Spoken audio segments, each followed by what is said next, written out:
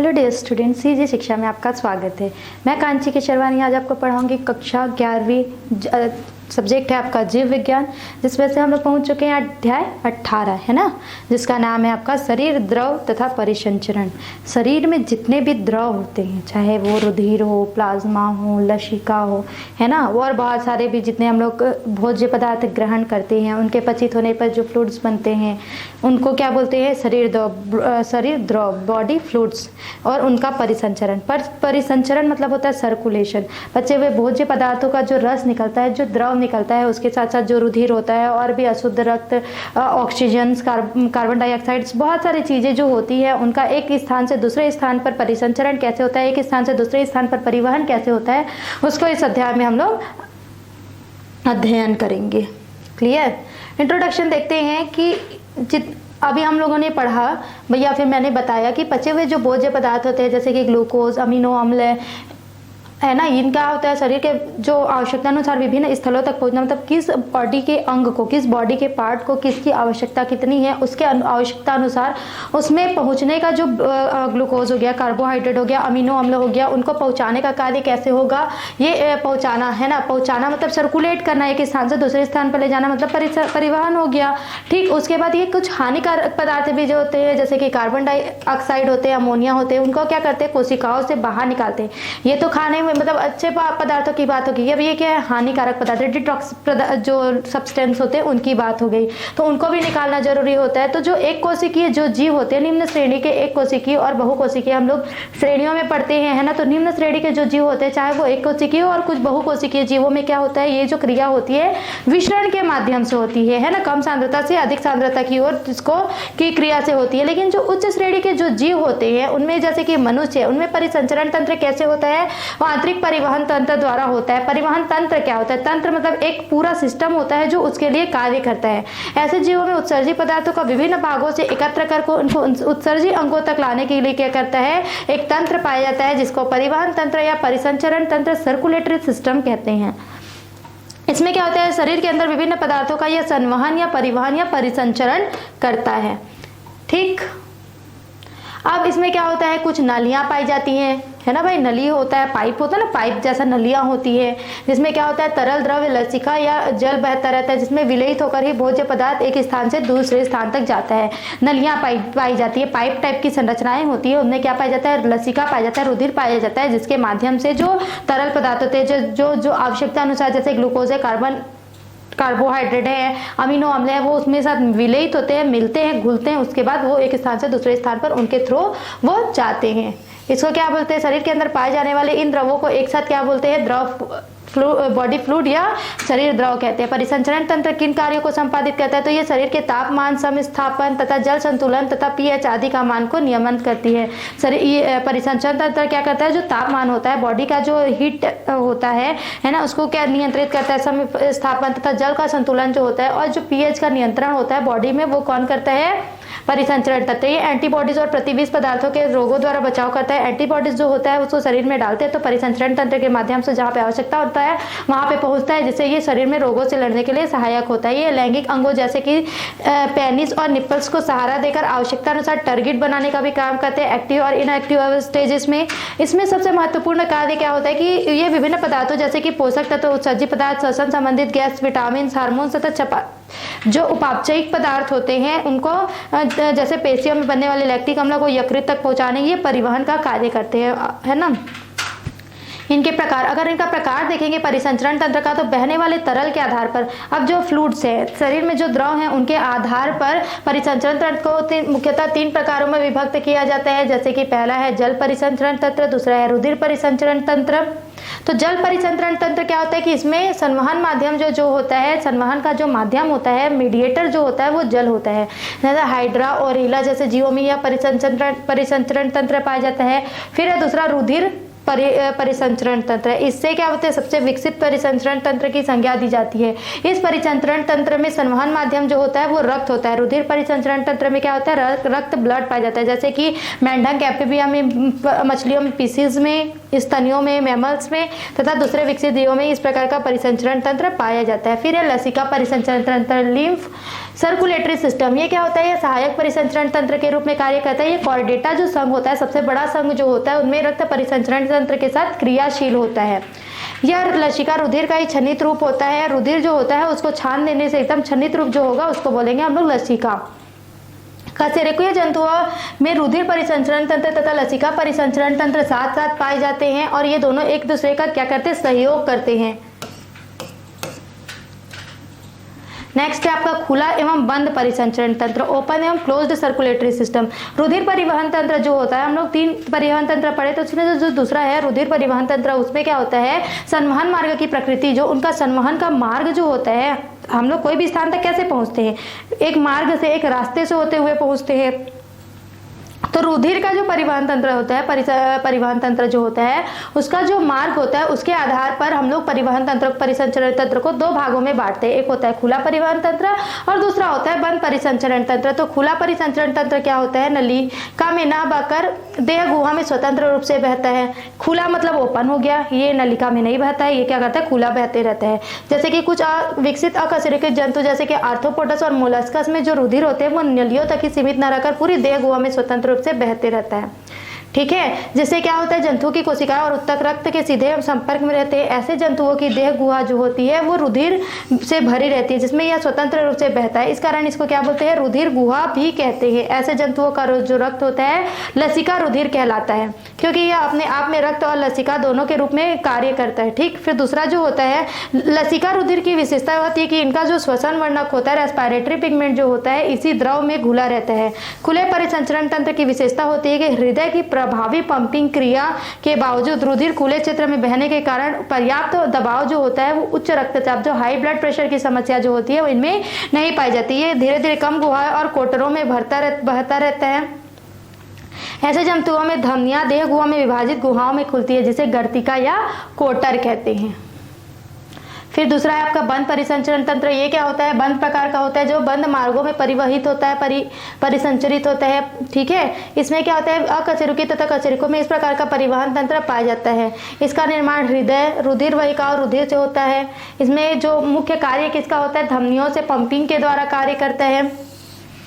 पतली धमनियां होती है जिसको केशिका कहते हैं। जो धमनियों का जो पतला पार्ट होता है आगे बढ़ता जाता है, जब धमनियां तो पतली पतली नलियों में बंटना शुरू हो जाता है, उसको क्या बोलते हैं, केशिका कहते हैं। केशिका जो होता है, धमनी में पहुंचा हुआ रक्त जो होता है वो केशिकाओं में पाया जाता है। सिरा केशिकाएं जो होती हैं आपस में मिलकर, सिराएं, पतली सिराएं मिलकर मोटी सिराएं बना देती हैं। देखो ये क्या हुआ, एक धमनी है। ठीक, फिर इससे एकदम पतला निकलता है, ये इसको क्या बोलेंगे हम लोग, केशिका बोलेंगे। ठीक, अब केशिकाएं जो होती है वो अब ये सब केशिकाएं मिलकर क्या बना ली, बहुत सारी केशिकाएं ये मिलकर बना ली सीरा। अब जो सीरा होता है वो मिलता है फिर बढ़ते मोटी सिरा बना लेती है।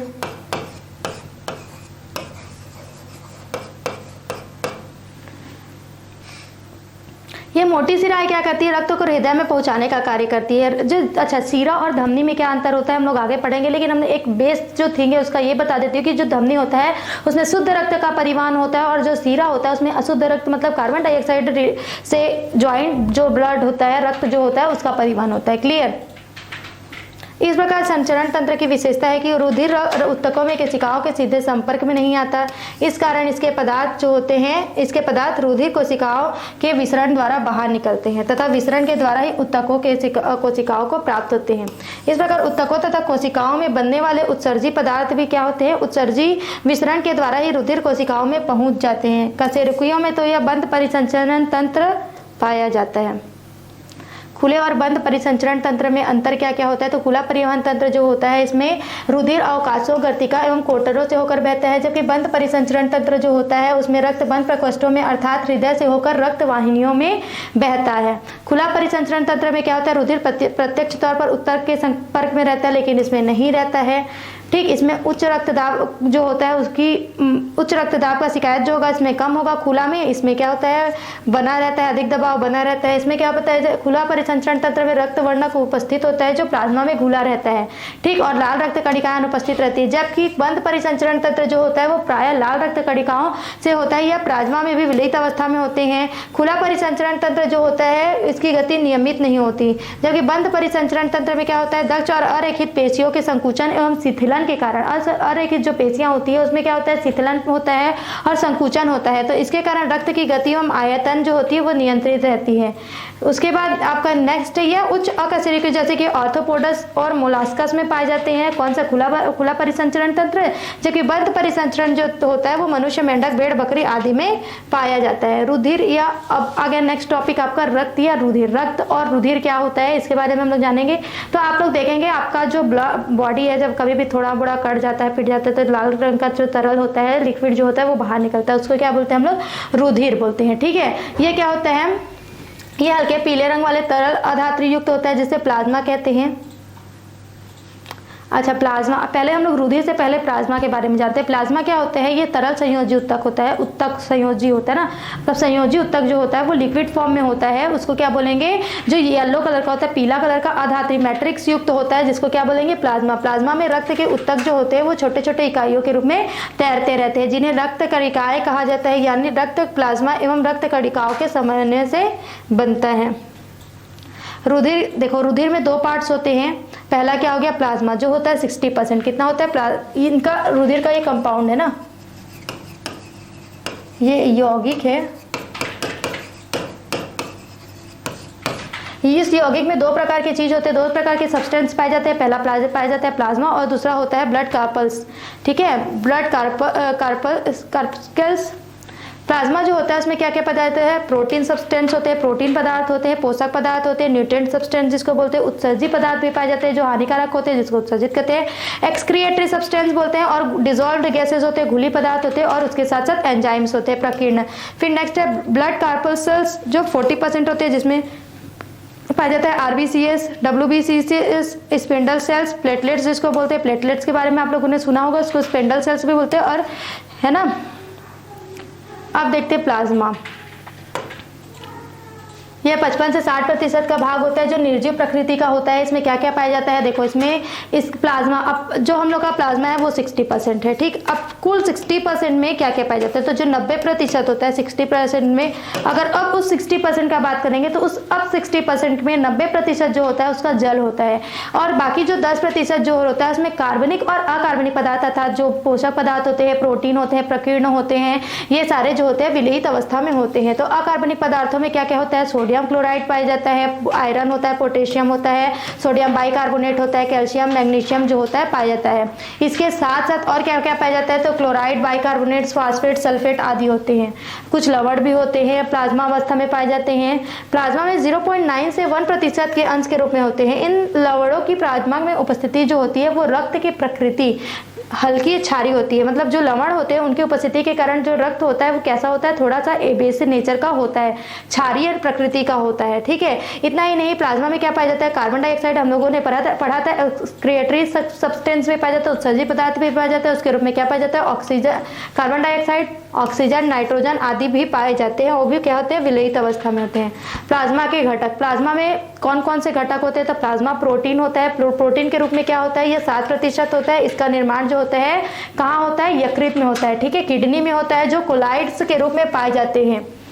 रुधिर प्लाज्मा में एल्ब्यूमिन, ग्लोब्यूलिन, प्रोथ्रोम्बिन, फाइब्रिनोजेन आदि मिलते हैं। पचे हुए पोषक पदार्थ जो होते हैं, डाइजेस्टेड न्यूट्रिएंट सब्सटेंस जो होंगे वो कौन कौन से होते हैं, तो ये आंत के द्वारा जो इंटेस्टाइन में जो भोजन पदार्थ पचते हैं, भोज्य पदार्थ पचते हैं, वो रुधिर कोशिकाओं द्वारा अवशोषित कर लिए जाते हैं, जो कि रक्त प्रवाह के फलस्वरूप, जब रक्त का प्रवाह होता है उसके फलस्वरूप क्या होता है, शरीर के विभिन्न ऊतकों तक पहुंचाया जाता है। इसके फलस्वरूप प्लाज्मा में इनकी मात्रा क्या होती है, घटती बढ़ती रहती है। प्लाज्मा में पचा हुआ जो भोजन होता है, वसा जो होता है प्लाज्मा में, अब देखो भोज्य पदार्थ पचा तो कार्बोहाइड्रेट भी पचा, वसा भी पचा, तो जो वसा होता है वो वसीय अम्ल, अमीनो अम्ल, ग्लूकोज आदि के रूप में पाया जाता है। इनके साथ साथ क्या होते हैं, कुछ विटामिन भी इसमें उपस्थित होते हैं। उत्सर्जी पदार्थ के रूप में अमोनिया होता है, यूरिक अम्ल होता है, ये हानिकारक पदार्थ होते हैं। हार्मोन्स में क्या होता है, अंतःस्रावी ग्रंथियों द्वारा जो हार्मोन्स स्त्रावित होता है, सीक्रेट जो होता है वो क्या होता है, रुधिर के साथ प्लाज्मा में घुल जाता है और शरीर के विभिन्न भागों तक पहुंच जाता है। ठीक है, फिर नेक्स्ट आपका एंटीजन, एंटीबॉडी। एंटीटॉक्सिन और अन्य पदार्थ। कभी कभी जो बाहर से कुछ विजातीय पदार्थ, कटे पटे पदार्थ या किसी अन्य तरीके के संक्रमण के कारण रुधिर में पहुंच जाते हैं, मतलब कोई भी बाहर का फॉरेन मटेरियल जो होता है या फिर बाहरी जो पदार्थ जिसको हम लोग बोल सकते हैं, वो कभी कभी किसी भी थ्रू क्या होता है, रक्त में पहुंच जाता है। ठीक है, तो क्या होता है, ये जीवाणु, रोगाणु, प्रोटीन, शर्करा या अन्य जहरीले रूप में होते हैं। अब जो बाहर का पदार्थ अंदर आएगा वो क्या होगा, जहरीले रूप में हो जाएगा। तो इससे क्या होता है कि जो रक्त में प्लाज्मा में विशेष जो रक्त का प्लाज्मा जो होता है उसमें क्या होता है, विशेष पदार्थ जो होता है वो बनने लगता है उससे लड़ने के लिए। इनको क्या बोलते हैं, एंटीबॉडीज कहते हैं, जो बाहर के पदार्थ को क्या कर देता है, निष्क्रिय कर देता है, इनएक्टिव कर देता है। इन पदार्थों को एंटीबॉडीज बनने के प्रेरित करते हैं, एंटीजन कहलाते हैं। जो पदार्थ एंटीबॉडीज को प्लाज्मा में बनने के लिए प्रेरित करता है उसको क्या बोलते हैं, एंटीजन। एंटीजन को निष्क्रिय करने के बाद एंटीबॉडीज का बनना रुक जाता है। शरीर में रोग वाहियों या उससे संबंधित पदार्थों द्वारा पैदा किए गए विषैले पदार्थ जो होते हैं उसको निष्क्रिय करने वाले एंटीबॉडीज को प्रतिविष कहते हैं। रुधिर प्लाज्मा में कुछ मात्रा में एंटीबॉडीज जो होते हैं वो हमेशा उपलब्ध रहते हैं। फिर है एंजाइम्स, प्रकीर्ण। रक्त प्लाज्मा में अनेक प्रकीर्ण जैसे प्रोटीएज, एमाइलेज, लाइपेज, एस्टरेज, ग्लूकोडेज, डाइस्टेज आदि जो होते हैं विलित अवस्था में उपस्थित होते हैं। फिर है कोआगुलेंट्स, प्रतिजामन बोलते हैं जिसको। ये क्या होते हैं, मास्ट कोशिकाओं द्वारा स्रावित होते हैं, जो हिपेरिन नामक पॉलीसेकेराइड में भी पाए जाते हैं। या रुधिर को रुधिर वाहिकाओं में जमने से रोकता है। फिर ये प्लाज्मा के कार्य, ये शरीर के विभिन्न भागों में CO को एकत्रित करके उच्च श्वसन हेतु श्वसन के लिए लेके जाते हैं और ऑक्सीजन के श्वसन सतहों से विभिन्न ऊतकों तक पहुंचाते हैं। नेक्स्ट है आपका, यह समस्त शरीर में हार्मोन्स, विटामिन, प्रतिरक्षियों, प्रतिविषों को वितरित करने का कार्य करता है तथा उसकी उपस्थिति को बनाए रखता है। यह शरीर में पानी की मात्रा को समन्वयित करता है। यह परिसंचरण के फलस्वरूप शरीर के ताप को नियंत्रित करता है। यह ऊतकों और कोशिकाओं तक भोज्य पदार्थों को वितरित तथा उत्सर्जित पदार्थों को एक भाग में एकत्रित करता है। फिर है दूसरा आपका आ गया रक्त का दूसरा पार्ट। ठीक है, उसमें क्या क्या पाए जाते हैं, ब्लड कैप्सूल्स बोलते हैं इसको, रक्त कणिकाएं। ये तो हो गया प्लाज्मा का बात। अब जो 40% हम लोग का बचा, ये क्या हो गया, ब्लड कैप्सूल्स होते हैं जिसको रक्त कणिकाएं बोलते हैं। इसमें क्या क्या होती हैं, बहुत कुछ समानताएं होती हैं, कुछ विविधताएं होती हैं। इनके जो लक्षण है वो देखते हैं। पहला है लाल रक्त कणिकाएं। ये क्या होते हैं, हल्के लाल रंग के गोल या अंडाकार होते हैं। इस प्रकार के चपटे गोल लाल रंग के होते हैं।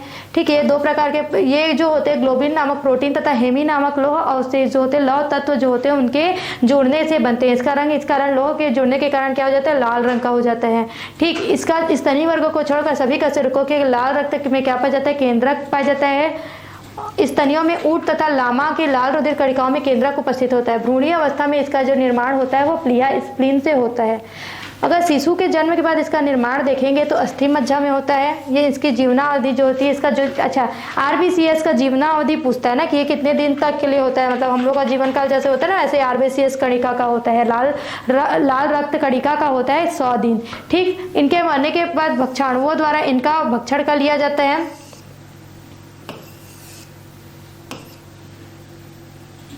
नेक्स्ट आपका श्वेत रक्त कणिकाएं। श्वेत रक्त कणिकाएं जो होती हैं वो आप जो लाल रक्त कणिकाएं होती हैं उनसे थोड़ी बड़ी होती है साइज में, और ये अनियमित आकार की होती है, और इनकी जो संख्या होती है वो लाल रक्त कणिकाओं की अपेक्षा थोड़ी कम होती है। ये रंगहीन होती है क्योंकि इनमें हीमोग्लोबिन नहीं पाया जाता है। ये केंद्रक युक्त होती है। इनमें अमीबीय गति की, मतलब वो जैसे प्रचलन करने के, ऐसे खिसल के जो प्रचलन करते हैं उसकी क्षमता पाई जाती है, सब है ना। इसके आकृतियों में रूपांतरित होकर रुधिर वाहिकाओं की कोशिकाओं में अंतर कोशिकीय अवकाशों में बाहर आकर उनके पास ऊतकों में विचरण करती है। श्वेत रुधिर जो होता है, श्वेत रुधिराणु जो होता है वो दो प्रकार का होता है। पहला होता है कणिका में होता है, दूसरा होता है कणिका विहीन। तो कणिका में जो होता है उसको बोलते हैं बेसोफिल्स, इनोफिल्स, न्यूट्रोफिल्स, और जो कणिका विहीन होता है उसको बोलते हैं लिम्फोसाइट्स और बोलते हैं मोनोसाइट्स। क्लियर। इनका यह लक्षण जो होता है कोशिका पारण कहलाता है। मानव रक्त के प्रति घन मिलीमीटर रुधिर में 5000 से 9000 की संख्या जो होती है वो श्वेत रक्त कणिकाओं की पाई जाती है। उसे कोशिका में द्रव में कोशिकाओं की उपस्थिति तथा अनुपस्थिति के आधार पर दो प्रकार के समूहों के अंतर्गत बताया गया है। पहला है कणिका में। तो जो कणिका में होता है उसमें क्या होता है, उसमें कणिका होता है, इसमें केंद्रक पल्लवित होता है। इनका निर्माण अस्थि मज्जा में होता है। अभिरंजन की प्रकृति के आधार पर 3 प्रकारों में बांटा गया है। पहला इओसिनोफिल्स। इओसिनोफिल्स जो होता है अम्लीय अभिरंजित हो जाता है। इसका जो कोशिका द्रव्य होता है वो घने रूप से व्यवस्थित तथा बड़े आकार के कणिकाओं से होता है।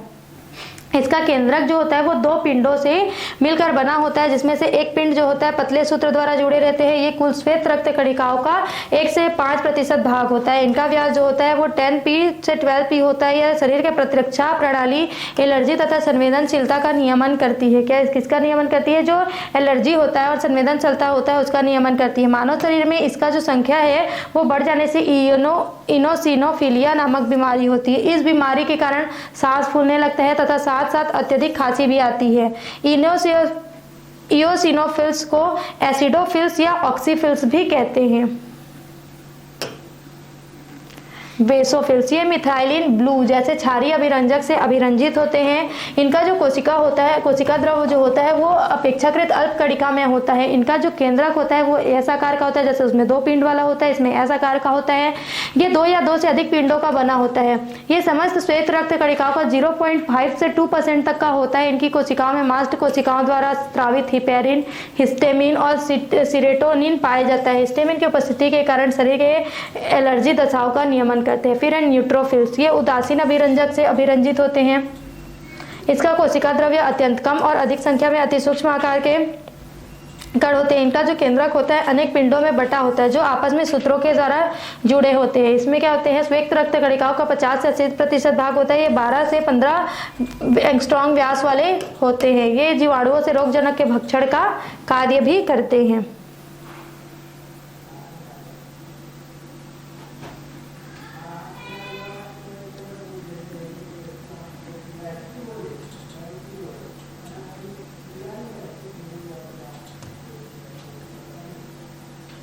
कणिका विहीन श्वेत रक्त कणिकाएं में अब क्या क्या आएगा देखते हैं।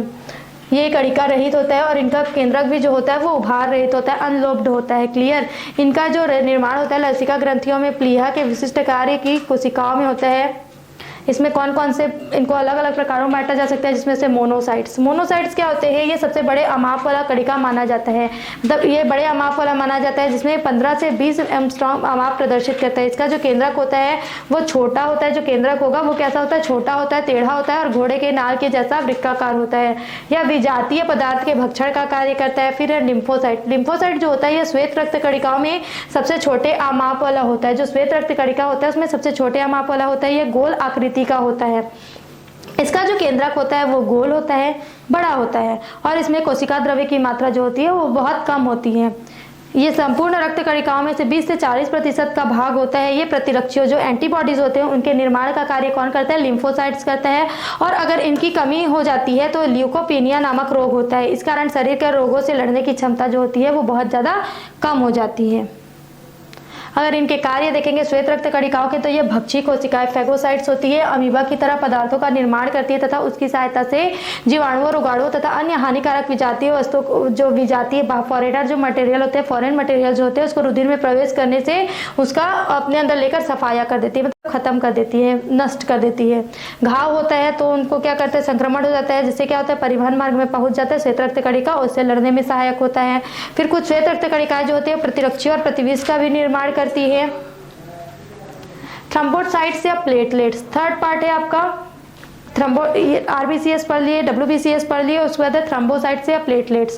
प्लेटलेट्स क्या होता है कि यह स्तनियों के रक्त में पाया जाता है। यह अकेंद्रकीय होता है, इसमें केंद्रक नहीं होता है। ये गोल या अंडाकार तथा उभयवतल बाइकॉन्वेक्स होता है। बाइकॉन्वेक्स होता है जो क्या होता है? इसका ये जो होता है 2 से 4 म्यू एंगस्ट्रॉम वाला व्यास होता है। इसका अस्थि मज्जा कोशिकाओं में टूट फूट कर फलस्वरूप बनती है। यह 1 घन मिलीमीटर में रक्त में 2.5 से 5 लाख तक थ्रोम्बोसाइट्स उपस्थित होते हैं।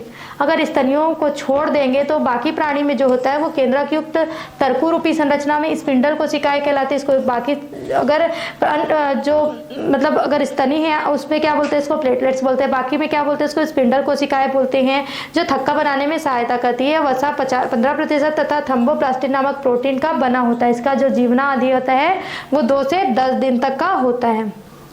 नेक्स्ट टॉपिक है आपका रक्त का थक्का बनना। रक्त का थक्का बनना क्या होता है? देखो हम लोगों को जब भी चोट लग जाता है तो क्या होता है? ब्लड जो होता है वो धीरे धीरे बाहर निकलने लगता है। मान के चलो ब्लड अपने आप नहीं रुकता तो क्या होगा? शरीर का संपूर्ण ब्लड जो होगा वो खाली हो जाएगा और हम जीवित नहीं रह पाएंगे। तो जब चोट लगता है तो है ना, तो क्या होता है?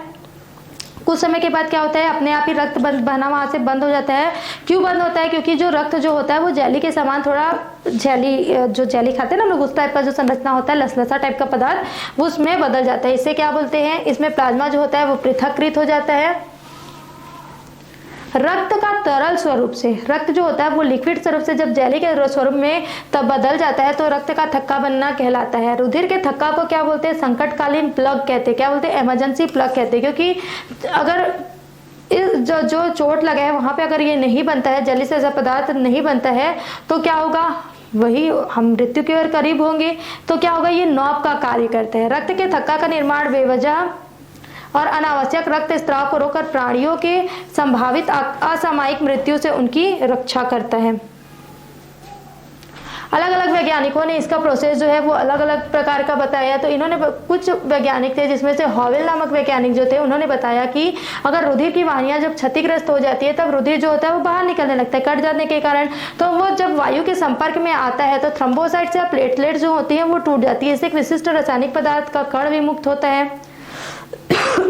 तो जो कण होता है वो प्रोटीन से क्रिया करता है और प्रोथ्रोम्बोप्लास्टिन बनाता है। इसका बनना जो होता है वो रक्त थक्का निर्माण प्रक्रिया का आवश्यक चरण है। इसकी व्याख्या जो होती है अलग अलग वैज्ञानिकों ने अलग अलग ढंग से की है।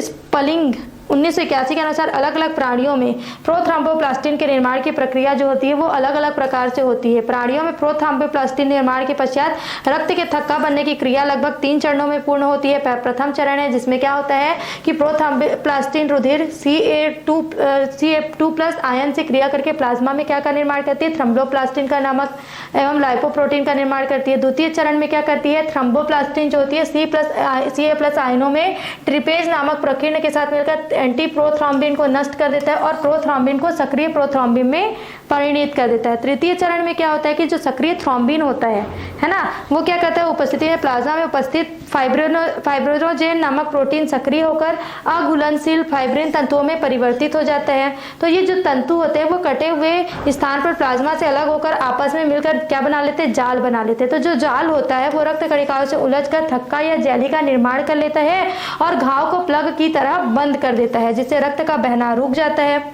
यही स्थिति है कि रक्त का थक्का ब्लड क्लॉटिंग के नाम से जाना जाता है।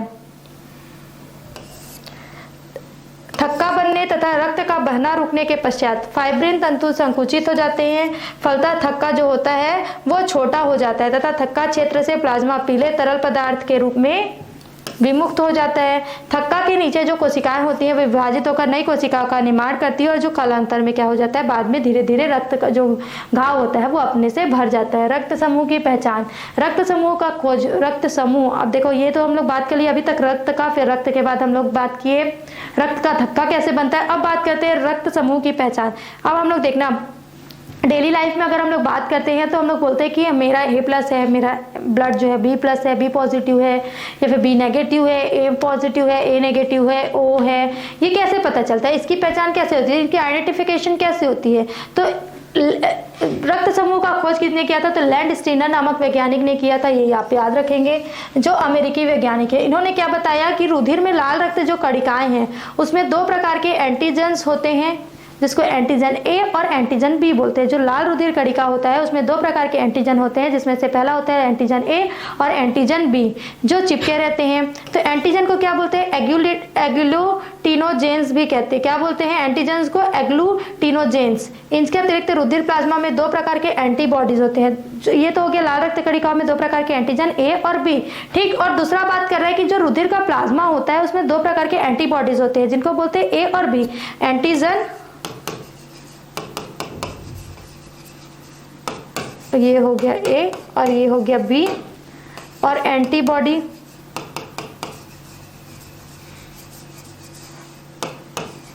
ये हो गया ए और बी। एंटीबॉडी को एग्लूटिनिन भी कहते हैं। देखो एग्लूटिनेजेंस किसको बोलते हैं? इसको बोलेंगे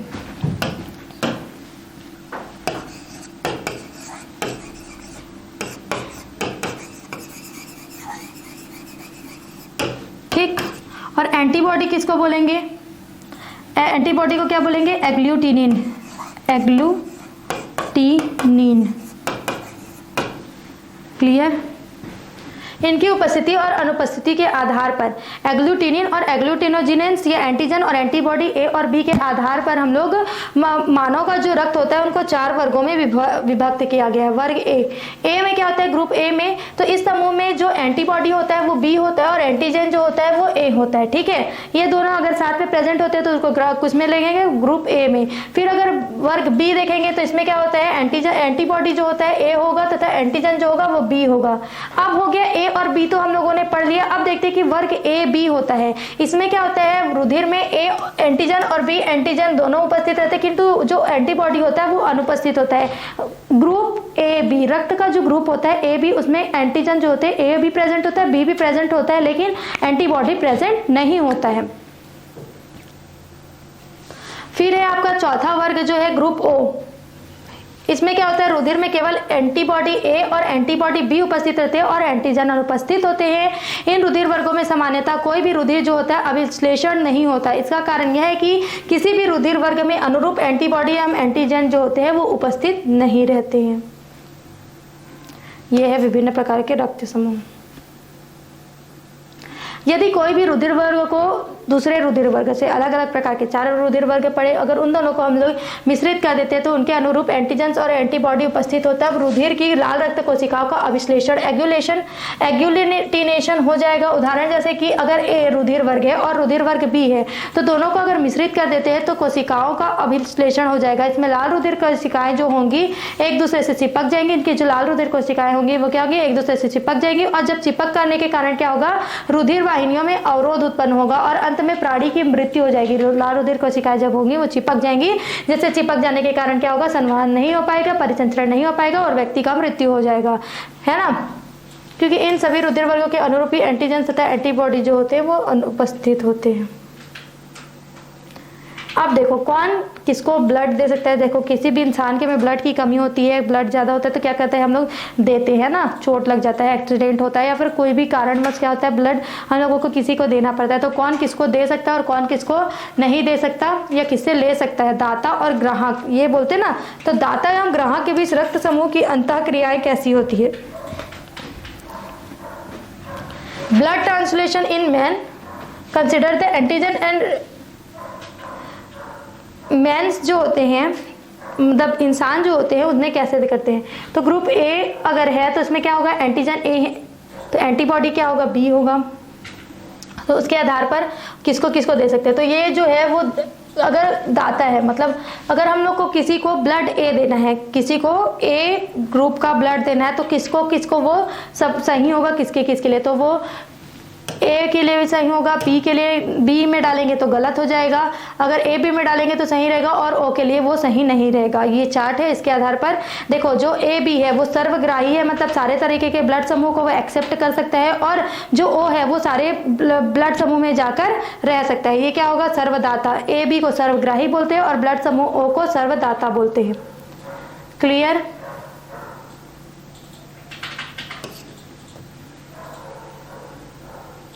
रक्त समूह का जो पहचान था उसको सर्वप्रथम कैसे किया गया था, एक सूखी स्लाइड में दोनों छोरों पर अलग अलग एक्स और वाई चिन्हित किए। देखो एक सूखा स्लाइड ले लिया, इसमें एक्स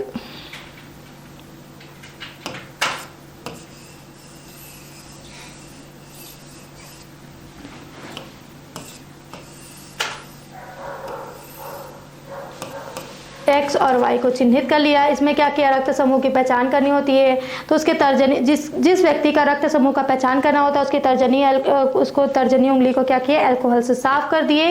तो अल्कोहल से साफ करने स्पिरिट बोलते हैं जिसको, उससे जो संक्रमण होता है वो नहीं होता। फिर नीडल से लेते हैं, नीडल को भी क्या करते हैं, स्पिरिट या अल्कोहल से साफ करते हैं। फिर उस नीडल से क्या करते हैं, उस उंगली में छेद करते हैं जिससे उंगली से क्या निकलता है, ब्लड निकलता है। उस ब्लड को क्या करते हैं, बूंद बूंद लेकर एक्स और वाई के स्थान पर डाल देते हैं। अब यहाँ पे डाल दिए हम लोग। इसके बाद क्या करते हैं, इसमें एक्स वाले भाग में क्या डालते हैं, एंटी सीरम। सीरम जो होता है उसको ए को डाल दिए और इसमें सीरम डाल दिए बी। ठीक, तो एक्स और वाई वाले भाग में जो रुधिर और एंटी सीरम के मिश्रण को अच्छी तरह से मिलाते हैं। मिलाने से क्या होता है, 4 से मिनट फिर इसमें मिला दिए। ठीक, यहाँ मिला दिए, एंटी सीरम को एक में ए डाल दिए और एक में बी डाल दिए। अब क्या किए, 4 से 5 मिनट को पूर्णतः प्रतिक्रिया हेतु रिएक्शन के लिए छोड़ देते हैं। फिर क्या होता है कि जब खुली आंखें सूक्ष्मदर्शी की सहायता से देखते हैं तो इसमें उपस्थिति या अनुपस्थिति का पता लगाकर रुधिर वर्ग का निर्धारण कर सकते हैं। इस प्रकार से।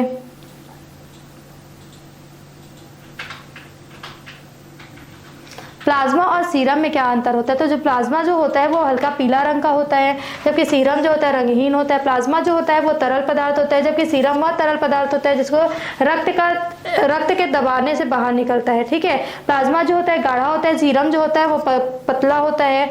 प्लाज्मा में फाइब्रोनोजेन पाए जाते हैं, इसमें फाइब्रोनोजन अनुपस्थित होता है। प्लाज्मा में प्रोथ्रोम्बिन पाए जाते हैं, जबकि सीरम में प्रोथ्रोम्बिन अनुपस्थित होता है। प्लाज्मा में प्रोटीन जो होता है वो अधिक मात्रा में उपस्थित होता है, जबकि सीरम में प्रोटीन जो होता है वो कम मात्रा में होता है। प्लाज्मा जो होता है उसमें रक्त में थक्का जमाने की क्रिया हो सकती है, लेकिन इसमें नहीं होता है सीरम में। क्लियर। अब है RH रक्त वर्ग, RH कारक जिसको बोलते हैं, RH फैक्टर जिसको बोलते हैं, वो गैरलैंड, स्टीनर और वेनर नामक वैज्ञानिक ने अधिकतर मानव में प्रोटीन युक्त लाल रुधिर कणिकाओं वाले एंटीजन होते हैं। लेकिन जो रहीसस नामक जो बंदर है उसमें भी ऐसा उपस्थित था, तो ये रहीसस या RH कारक कहलाता है। क्या बोल रहा है कि जो जिसके ब्लड में क्या बोल रहा है, प्रोटीन युक्त लाल रुधिर कणिका है, प्रोटीन युक्त लाल रुधिर कणिका उपस्थित होता है, उसको बोलते हैं RH फैक्टर वाला ब्लड।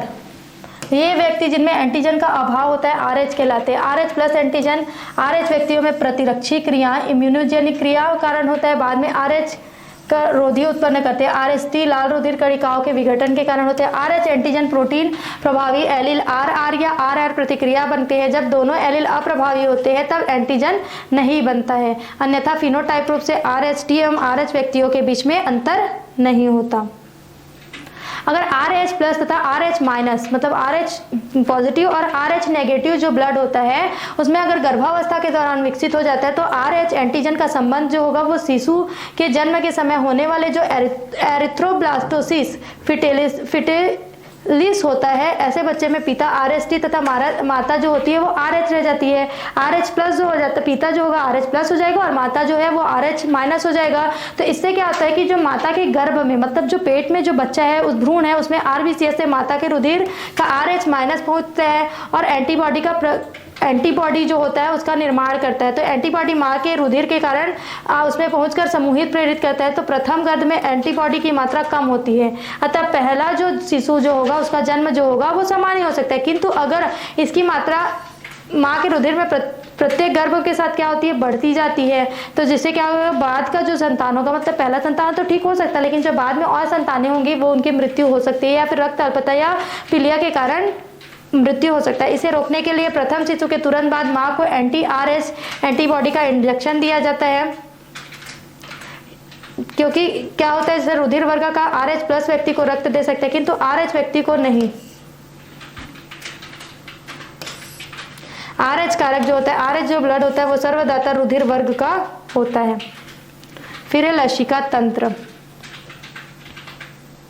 नेक्स्ट टॉपिक है आपका लसिका तंत्र। हृदय की पंपिंग सक्रियता के फलस्वरूप हृदय जो होता है वो पंपिंग करता है ना, तो उसके फलस्वरूप रुधिर वाहिकाओं कोशिकाओं में एक दाब में बहता रहता है। जो रुधिर है वो कोशिकाओं में एक दाब के साथ एक प्रेशर के साथ बहता रहता है। जो सिराओं की दीवार जो सिरा जो होती है पतली होती है, नस की दीवार जो पतली होती है उसके बहने के कारण रुधिर में जो प्लाज्मा जो होते हैं वो कुछ श्वेत रक्त रुधिर कणिकाओं कोशिकाओं की दीवार से छनकर बाहर आ जाती है तथा उत्तकों के बीच अंतर कोशिकीय अवकाशों में बह जाती है। रुधिर कोशिकाओं से छन्नित इस रुधिर को लसिका कहते हैं। यह लसिका कुछ रक्त वाहिनियों तथा अंगों के सहायता से पुनः रुधिर परिसंचरण तंत्र में चली जाती है। जिन अंगों के द्वारा लसिका को रुधिर परिसंचरण पुनः तंत्र में पहुंचाने का कार्य होता है उसको साथ में क्या बोलते हैं, लसिका परिसंचरण तंत्र कहते हैं। लसिका और रुधिर में अंतर क्या होता है देखते हैं। तो लसिका जो होता है वो लाल रक्त कणिकाओं का उसमें अभाव होता है, जबकि रुधिर जो होता है उसमें लाल रक्त कणिकाएं होती है। लसिका जो होता है उसमें प्लेटलेट्स भी नहीं होती हैं, जबकि रुधिर में जो होता है प्लेटलेट्स पाए जाते हैं। लसिका जो होता है उसमें प्रवाह एक रेखीय उत्तक से हृदय की ओर होता है, जबकि रुधिर जो होता है उसका प्रवाह दोनों तरफा होता है। ठीक है, जो लसिका होता है उसमें प्रवाह की गति धीमी होती है, जबकि रक्त प्रवाह की गति क्या होती है, तीव्र होती है। लसिका जो होता है स्पंदन क्षमता अत्यंत कम होती है और रुधिर की स्पंदन क्षमता जो होती है वो काफ़ी अधिक पाई जाती है। लसिका जो होता है इसमें फाइब्रोनोजेन कम तथा ग्लूकोज यूरिया जो होते हैं वो CO2 अधिक होता है, जबकि रुधिर जो होता है इसमें फाइब्रोनोजेन अधिक तथा ग्लूकोज यूरिया अपेक्षाकृत कम होता है।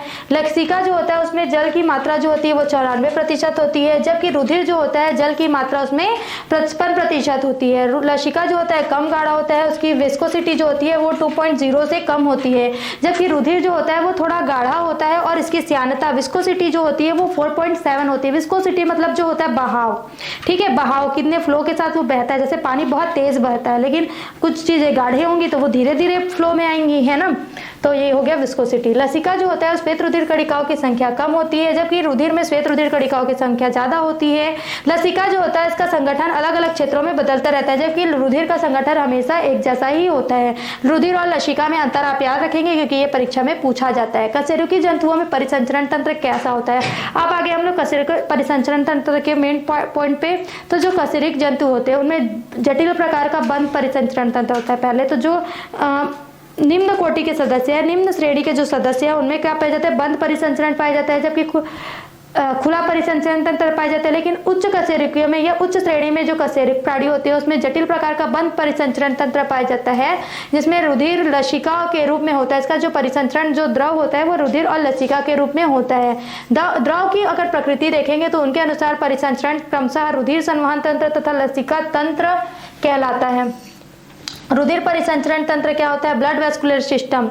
रुधिर परिसंचरण तंत्र जिसमें रुधिर का बहाव होगा, इसलिए किसके माध्यम से होता है हमारी बॉडी में, तो हार्ट के माध्यम से होता है। हृदय, दिल जिसको बोलते हैं, हार्ट, हृदय, इसके माध्यम से होता है। तो इसका जो हमारा जो रुधिर परिसंचरण तंत्र होता है उसका निर्माण किस किस के द्वारा होता है देखते हैं। तो पहला होता है रुधिर के द्वारा। परिसंचरण तंत्र में बहुत सारे तंत्र बोल दिए, मतलब बहुत सारे चीजें जो होंगे वो काम करते हैं एक साथ। तो हृदय आ गया, इसमें रुधिर वाहिनियां जिसको क्या बोलते हैं, ब्लड वेसल्स बोलते हैं, है ना। फिर हो गया ब्लड, इन तीनों के द्वारा परिसंचरण तंत्र का निर्माण होता है। कशेरुकी जो होती है वो कोई भी जाति का क्यों ना हो, उसमें जीव में हृदय की संख्या एक ही होती है। यह संवहन तंत्र का केंद्रीय पंपिंग अंग के रूप में शरीर के वक्ष गुहा, थॉरेटिक कैविटी, ये जो आपका फेफड़ा है, फेफड़ा के नीचे और पीठ इसके मध्य में पाया जाता है थॉरेटिक कैविटी में, जिसको वक्ष गुहा बोलते हैं। यह खोखला पेशीय अंग होता है जिसमें कार्डियक मसल्स का बना होता है। यह खोखला होता है और पेशी अंग होता है, पेशियों से बना होता है, हड्डी से नहीं बना होता, बोन से नहीं बना होता है, ये पेशियों से बना होता है। इसको इसलिए हृदयक पेशियां, कार्डियक मसल्स कहते हैं। हृदय जीवन पर्यंत अनथक स्पंदन करता है। जब तक जीवन होता है, जब तक हम लोग पैदा होते हैं और जब तक मृत्यु नहीं हो जाती तब तक स्पंदन करता रहता है। ऐसा हार्ट बीट जो होता है उसका चलता रहता है, स्पंदन की क्रिया होती रहती है। इसी से रुधिर परिवहन को सुचारू रूप से चलता रहता है, ठीक है। द्विस्तरीय झिल्लीनुमा थैले से आवरणित रहती है। जो हृदय होता है, जो दिल होता है, वो क्या होता है, दो स्तरीय झिल्ली से ढका होता है, आवरणित होती है, जिसे क्या बोलते हैं, पेरिकार्डियम कहते हैं। क्या बोलते हैं, पेरिकार्डियम। यह झिल्ली तथा हृदय की भित्ति के बीच द्रव भरा रहता है, जिसे क्या बोलते हैं, पेरिकार्डियल द्रव कहते हैं। जो झिल्ली होता है, इस झिल्ली में क्या होता है, देखो ये मान के चलो इस टाइप का हो गया, तो ये दो आवरणित झिल्ली से घिरा होता है। तो इसके बीच में जो क्या होता है, द्रव भरा होता है, जिसे क्या बोलते हैं, पेरिकार्डियल द्रव कहते हैं। पेरिकार्डियम की बाहरी भित्ति को क्या बोलते हैं, पेराइटल पेरिकार्डियम, एवं आंतरिक भित्ति को विसरल। बाहर के को क्या बोलेंगे, पेरिकार्डियम की। जो पेरिकार्डियम होता है मतलब जो द्रव होता है उसका जो बाहर का भित्ति होता है उसको बोलते हैं पेराइटल पेरिकार्डियम, और आंतरिक भित्ति जो होता है उसको बोलते हैं विसरल पेरिकार्डियम। पेरिकार्डियम तथा हृदय भित्ति के बीच स्थित तरल पदार्थ हृदय को बाह्य आघातों या यांत्रिक क्षति से रक्षा करती है। हृदय में दो प्रकोष्ठ होते हैं। प्रकोष्ठ मतलब होता है कक्ष, जो आपस में सहसंबंधित होते हैं। इस प्रकार का अगर हृदय है तो इसमें दो प्रकार के कोष्ठ होंगे, ठीक है। ऑक्सीजन रहित अर्थात अशुद्ध रक्त को शरीर के विभिन्न भागों से एकत्रित करने का कार्य करता है। जो हृदय होता है वो क्या करता है, ऑक्सीजन रहित, जिसमें ऑक्सीजन नहीं होता है वो अशुद्ध रक्त, जिसमें ऑक्सीजन नहीं होगा उसको अशुद्ध रक्त बोलेंगे, और जिसमें ऑक्सीजन होगा उसको शुद्ध रक्त बोलते हैं उस रक्त को। तो उसको क्या करता है, अशुद्ध रक्त को क्या करता है, खींचने का कार्य करता है, उसको बोलते हैं नीलय, ठीक है, वेंट्रल बोलते हैं। यह हृदय का विशिष्ट प्रकोष्ठ होता है जो शुद्ध अर्थात ऑक्सीजन युक्त रक्त को विभिन्न भागों में पहुंचाने का कार्य करता है। और आलिन तथा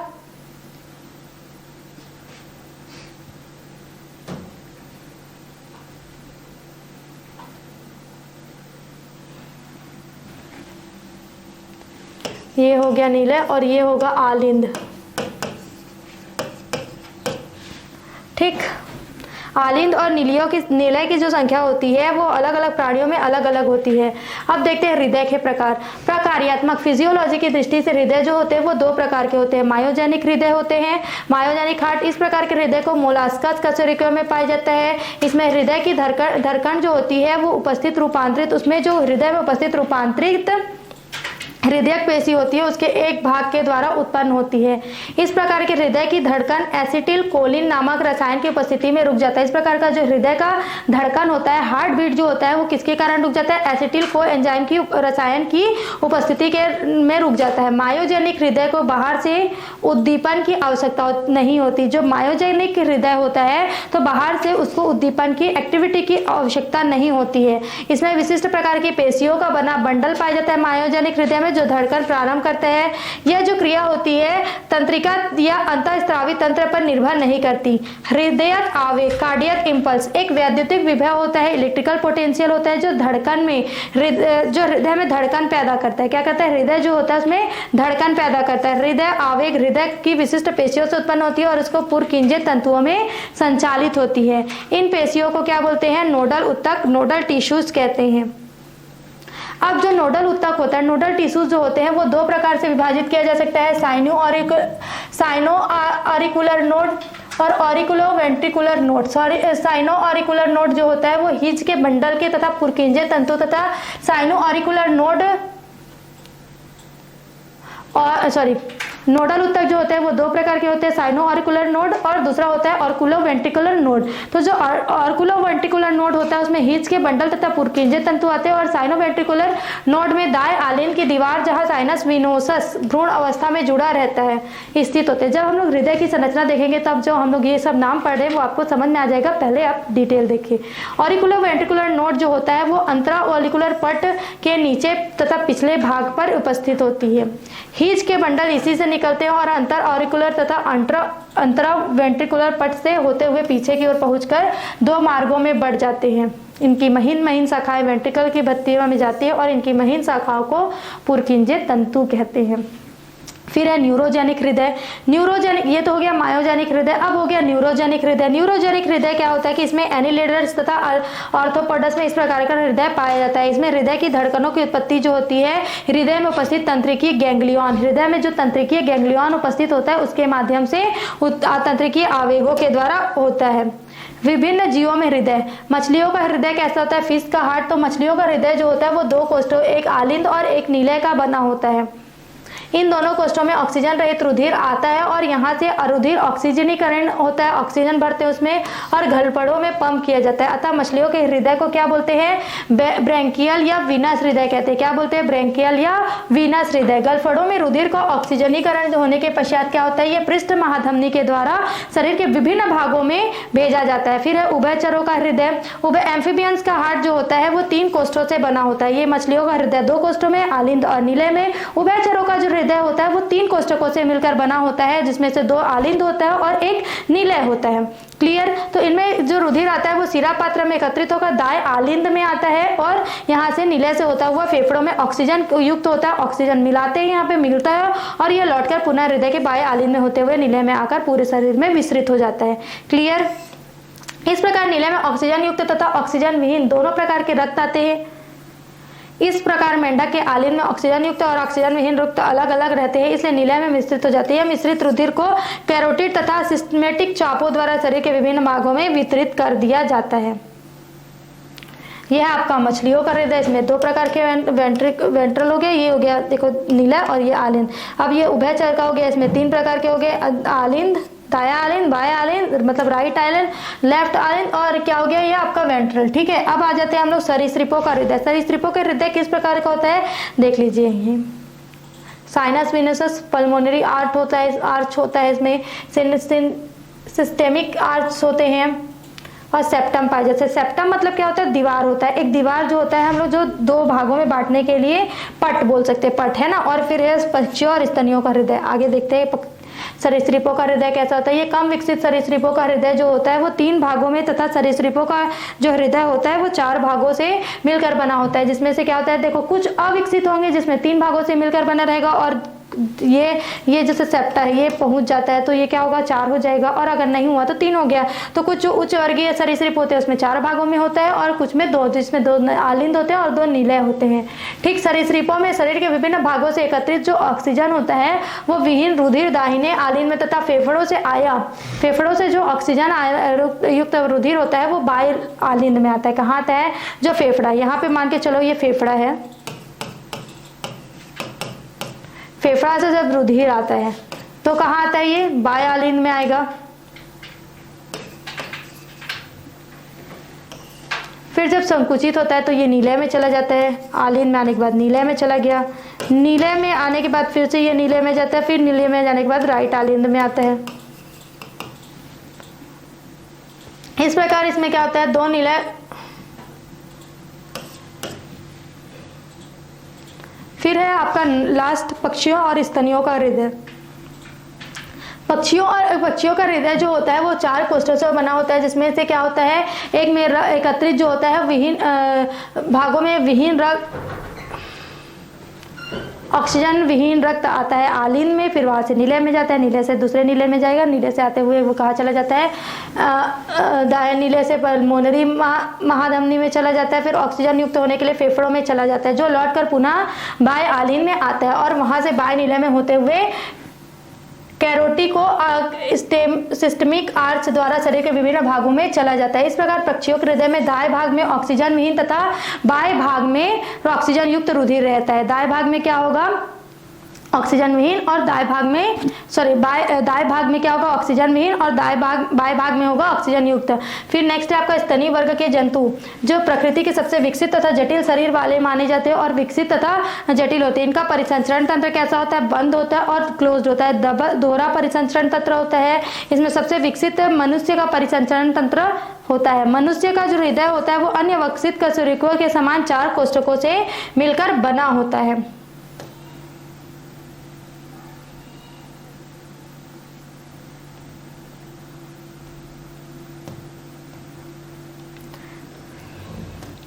अब आप विकसित और स्तनियों में सबसे विकसित मनुष्य का जो परिसंचरण तंत्र पाया जाता है उसका अध्ययन हम लोग आगे के वीडियो में करेंगे। सीधी शिक्षा में जुड़े रहने के लिए धन्यवाद।